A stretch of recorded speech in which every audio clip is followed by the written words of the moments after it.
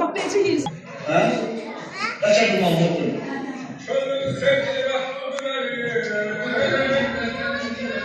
Aferin mi?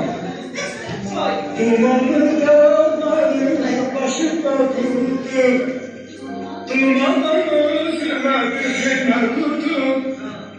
Çeşmi hayalımda güzel yurdu. Dumanlı başında dasmana döndü, dasmana döndü. Çeşmi hayalımda güzel yurdu. Dumanlı başında dasmana döndü, dasmana döndü. Saadetler taşıdı, şöyle döndü.